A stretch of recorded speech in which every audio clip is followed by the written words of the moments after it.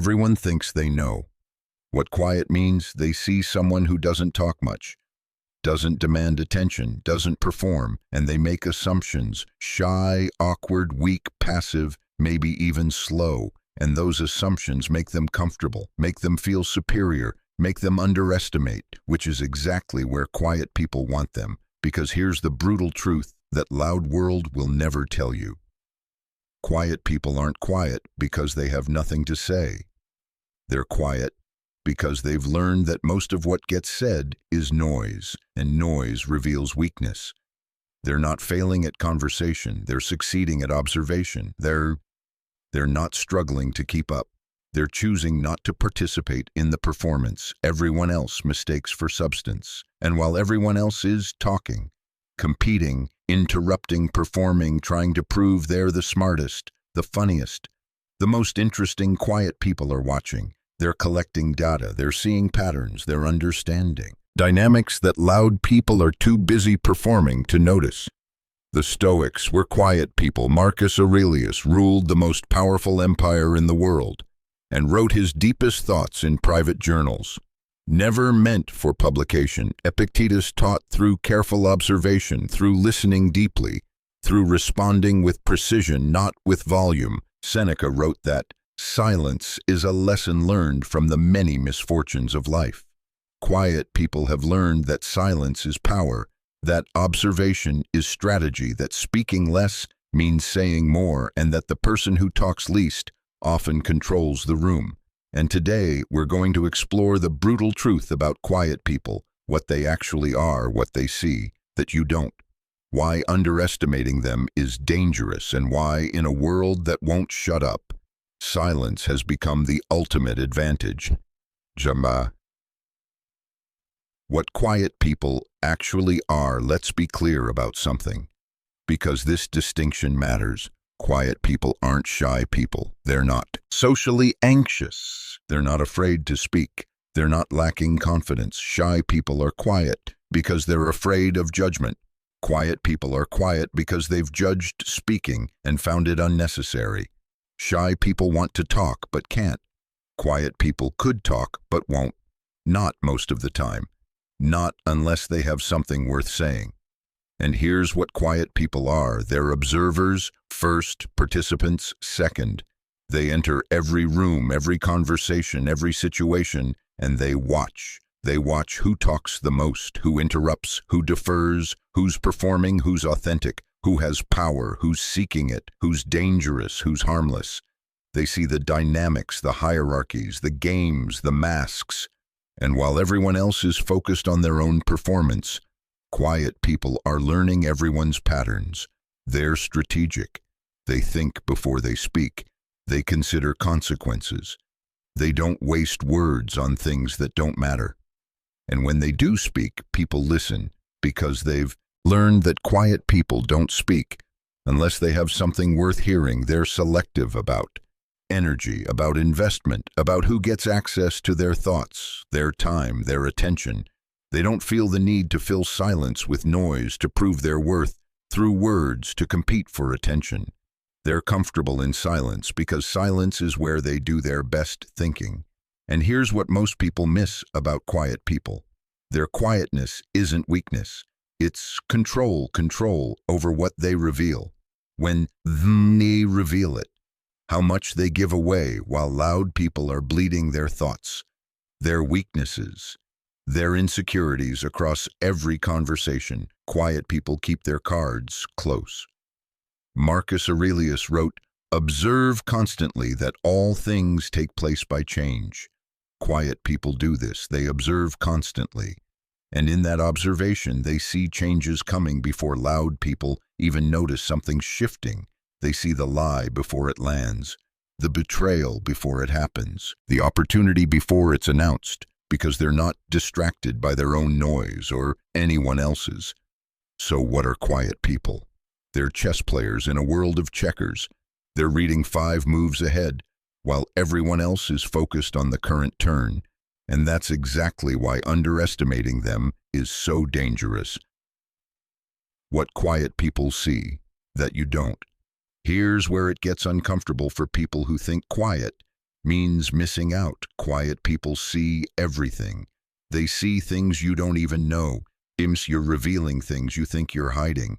They see it all. They see your insecurity when you talk too much, when you dominate conversations, when you need to be the center of attention. They know you're compensating. They know you're performing.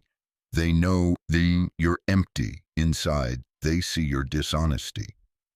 When your words don't match your body language, when your story shifts slightly each time you tell it. When you look away at the wrong moment, they see your manipulation. When you're flattering someone you usually criticize, when you're suddenly interested in someone who can help you, when you're building alliances against someone else. They see your weakness, what threatens you, what you avoid talking about, who you're intimidated by, what you're trying to prove. And they see your patterns, how you react when challenged, what excuses you make when you fail, what stories you tell yourself to avoid responsibility. Because while you're talking, while you're performing, while you're trying to control the narrative, quiet people are watching and they're seeing past the performance to the truth. Carl Jung said, "Thinking is difficult. That's why most people judge."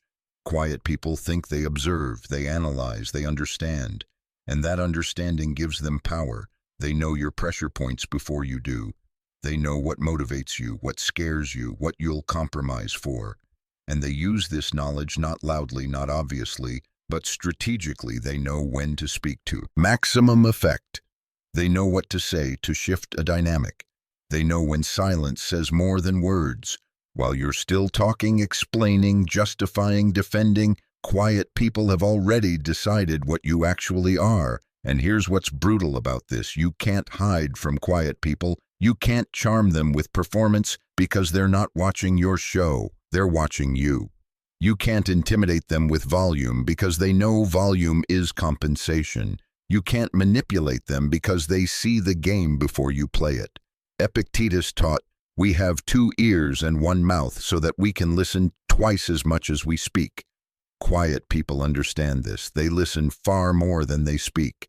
And in that listening, they learn everything they need to know about you, about the room, about the situation, about who has real power and who's just pretending. So when you're in a room with quiet people, don't make the mistake of thinking they're not participating. They're participating more deeply than anyone who's speaking. They're just doing it in a language loud people don't understand. The strategic advantage of silence. Now, let's talk about why silence is power. Why in a world that demands constant communication, quiet people have an unfair advantage. First, silence makes you unpredictable. When people don't know what you're thinking, don't know how you'll respond, don't know what you know. They're cautious around you. Loud people are easy to read. They tell you everything, their opinions, their plans, their fears, their biases. They give it all away. But quiet people, they're a mystery. And mystery creates caution, creates respect, creates the assumption that you know more than you're saying, which you probably do. Second, silence forces others to reveal themselves. When you don't fill the space, when you don't jump in, when you let silence sit, other people get uncomfortable, and in that discomfort, they start talking. And when people get uncomfortable, they reveal things, they over-explain, they overshare, they try to fill the silence, and in filling it, they tell you exactly what you needed to know. This is negotiation 101. The person who speaks first usually loses. The person who can sit in silence controls the frame. Third, silence preserves energy. Talking is expensive. It drains you, depletes you, especially talking to people who don't listen, who don't care, who just want their turn to speak quiet. People conserve energy. They don't waste it on conversations that don't matter, on people who won't listen, on proving points that don't need proving. They save their energy for what matters, for when speaking actually creates value. Fourth, silence builds weight when quiet people speak. People listen because they don't speak often, because they don't waste words, because they've built a reputation for precision. Loud people talk so much that their words lose value. People stop listening even when they're saying something important, but quiet people, when they speak, the room quiets. People pay attention because they know if this person is speaking, it matters. Seneca wrote, "Speech is the index of the mind, and quiet people understand that if you speak constantly, you reveal a chaotic mind, but if you speak deliberately, you reveal a disciplined one." Fifth, silence creates space for depth. While everyone else is performing in the shallow end, quiet people are going deep. They're thinking thoughts that require silence. They're making connections that noise interrupts. They're seeing patterns that chaos obscures. You can't think deeply while talking constantly. You can't observe clearly while performing continuously. You can't understand complexity while simplifying everything into hot takes. Quiet people do the work that loud people avoid. The work of actual thinking, of real observation, of genuine understanding, and that work gives them an advantage that volume can never match.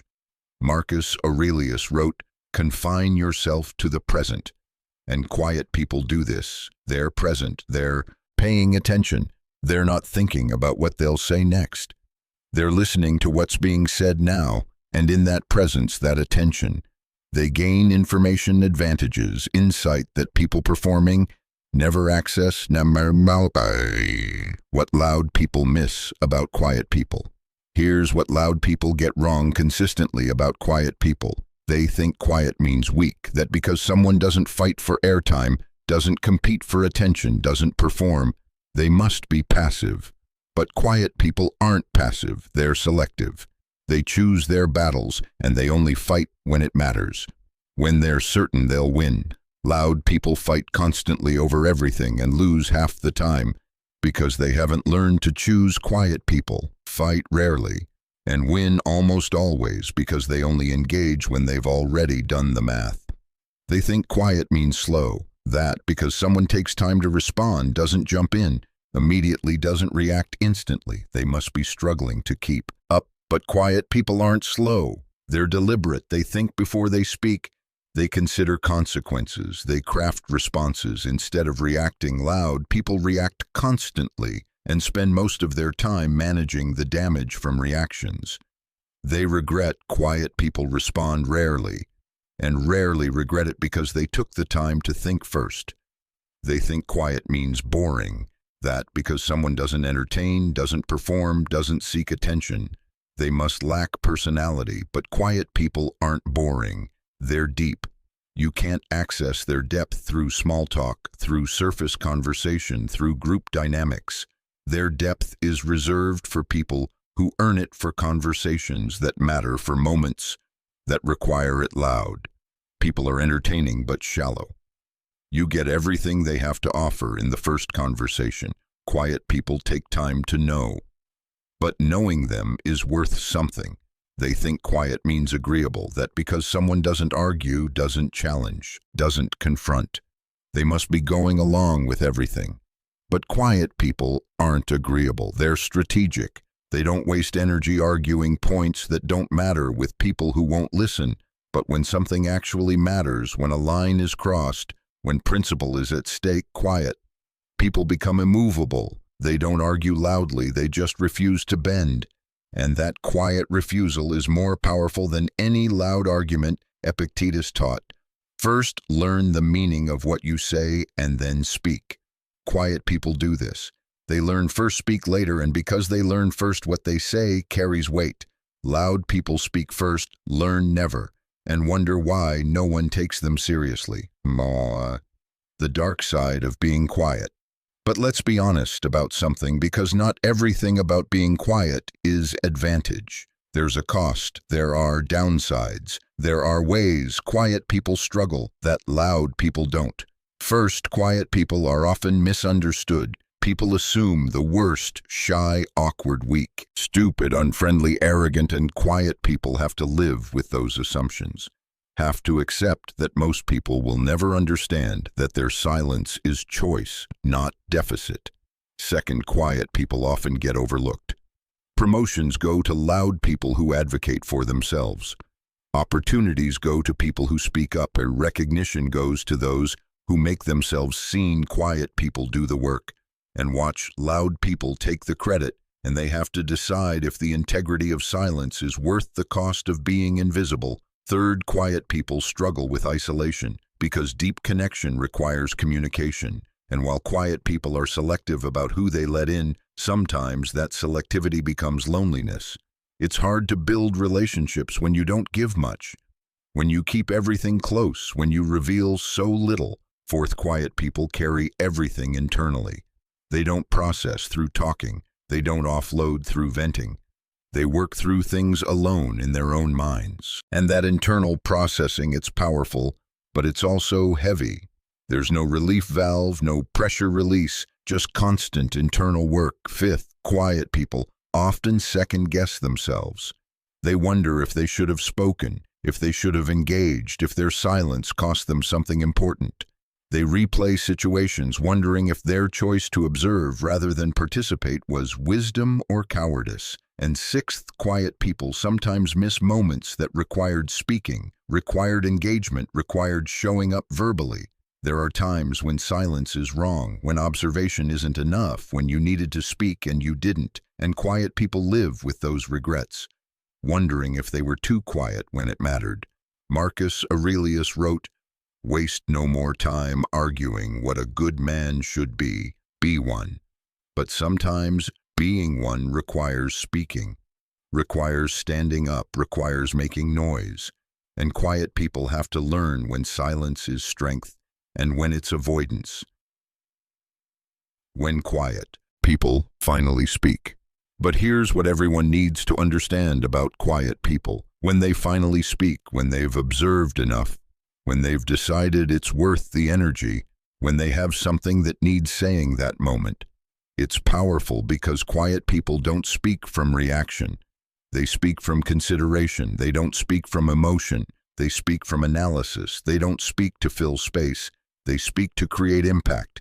And when quiet people speak, several things happen. First, people listen because they're not used to hearing from this person, because the pattern has been silence, and breaking pattern creates attention. Second, what they say carries weight, because quiet people don't waste words, they don't exaggerate, they don't perform when they say something. It's measured, it's precise, it's true. Third, it often shifts the entire dynamic, because quiet people have been watching, waiting, understanding, and when they speak with that understanding. They know exactly what to say to cut through the bullshit, to reveal the truth, to redirect the conversation, to expose what everyone was avoiding. And fourth, it's usually final quiet. People don't argue, they don't debate, they don't go back and forth. They say what needs saying once, and then they're done. If you heard it, you heard it. If you didn't, that's on you. Seneca wrote, "Begin at once to live and count each day as a separate life." And quiet people understand that each word spoken, each energy expended, each engagement entered it, matters because you don't get it back. So they choose carefully, they speak deliberately, and when they do, it means something. The power quiet people hold. So let's talk about the real power that quiet people possess, the power that loud people never access first. They see truth in a world of performance. Quiet people see what's actually happening, not what people want you to see. They see the reality behind the facade, the weakness behind the bravado, the fear behind the aggression, the emptiness behind the noise, and truth is power. You can't be manipulated when you see clearly. You can't be fooled when you observe constantly. You can't be controlled when you understand dynamics. Second, they control their own narrative. Loud people reveal everything. They give away their plans, their fears, their strategies. They're open books. But quiet people, they're mysteries. People project onto them, assume things about them, underestimate or overestimate them. And quiet people let them, because while everyone's making assumptions, quiet people are working and they reveal results. Not process, they show what they've built, not what they're building. Third, they choose their moments. Loud people are always on, always engaging, always competing, and because they're always using their ammunition. When it matters, when it really counts, they've got nothing left. But quiet people, they're selective, they're patient. They wait for the moment that matters, and when that moment comes, they have full energy, full force, full impact, because they haven't been wasting it on things that don't matter. Fourth, they build real relationships. Not many relationships, not surface relationships, but deep ones, because the people who earn access to quiet people, who get past the observation, who are given trust, they get something rare, they get authenticity, they get depth. They get someone who actually listens, who actually sees them, who actually invests. Loud people have many connections, quiet people have few. But the few they have are real and fifth. They understand something fundamental about power. Real power doesn't announce itself, doesn't perform, doesn't need validation, doesn't compete for attention. Real power observes real power, waits real power, acts decisively when it matters. And real power is quiet. Epictetus taught, if you want to improve, be content to be thought foolish and stupid. Quiet people are content with being underestimated because underestimation is advantage while you think. They're weak. They're gathering information while you think. They're slow. They're thinking deeply while you think they're boring. They're observing everything. And when they move, when they act, when they speak, you realize too late that you misread silence for absence. When silence was presence, observation was strategy, and quiet was power. The choice. Quiet people. Here's what people need to understand about quiet people. It's a choice, not always, not for everyone. Some people are naturally quiet, but most quiet people have made a decision. They've been in the noise, they've been in the performance, they've tried the loud approach, and they chose differently. They chose observation over performance, depth over breadth, quality over quantity, truth over narrative. And it's not that they can't be loud, it's that they've learned loud costs more than it's worth.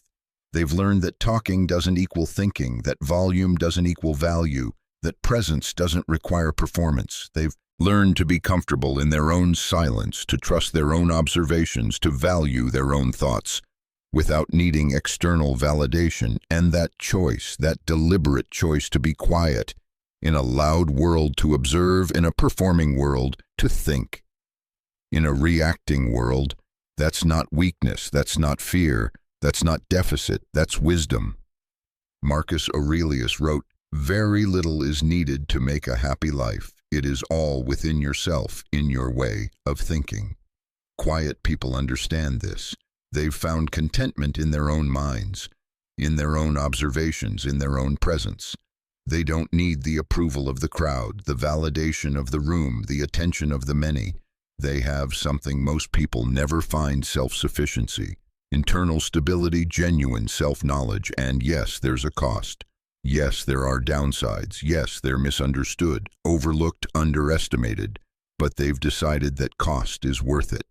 That the alternative, performing, constantly seeking validation endlessly, competing for attention perpetually, that's a higher cost. A cost they're not willing to pay. What the world needs to learn. So here's what the world needs to understand about quiet people. Stop assuming silence means nothing. Stop thinking quiet means weak. Stop mistaking observation for absence. Stop underestimating people who choose depth over performance. Because quiet people, they're not missing out. They're not falling behind. They're not struggling to keep up. They're choosing differently. They're playing a different game. They're operating on a different frequency. And while you're performing, they're building while you're talking. They're learning while you're competing for attention.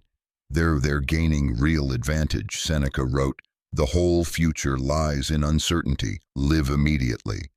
And quiet people do this. They live immediately. They're present. They're aware. They're engaged, just not in the way loud people recognize.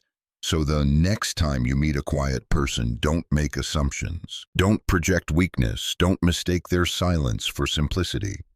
Understand that you're probably being observed, being measured, being understood in ways you don't realize.